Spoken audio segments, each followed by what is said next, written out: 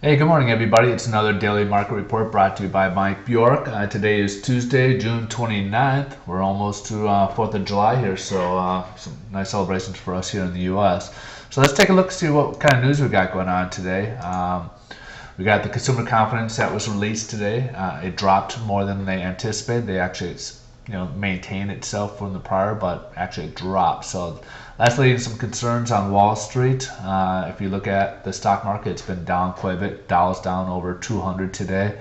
So that's just a little bit of it, part of it. That's primarily because people are concerned that perhaps it's going to affect retail sales and people are going to stop spending. So that's why they're with consumer confidence that was a little important today. But also it's kind of mixed with other news. With the euro is down today because there's been some discontent in Spain and Greece on their austerity measures. There's been some recent protests over there. And then also China is also showing some signs of slowdown. So that again is also going to lead to more concerns with possible jobs.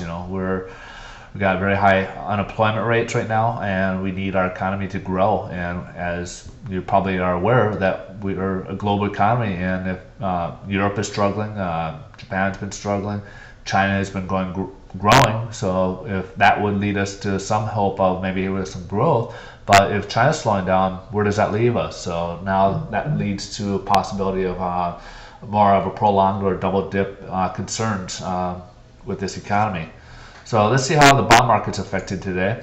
As we had seen today, we saw a big gap yesterday. It never closed. It went up actually another 25 basis points. So from Friday to Monday's close, we had about 53 basis points increase. So greatly improved. Probably, if I would round it up, I would say anywhere between about a 0.25% interest rate improvement in that.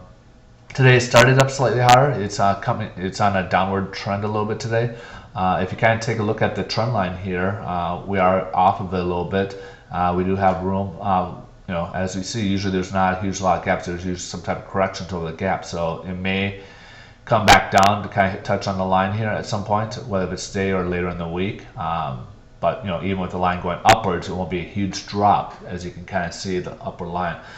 But those are some things to watch for, but those will be okay. Long term, we're still looking good because of all, unfortunately, the bad economic news that's being reported. So for interest rates, mortgage rates, it's still looking fine.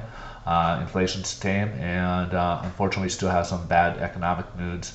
So that's basically a safe haven for these investors. All right, if anything else changes, you guys have a wonderful day, and touch base with you later.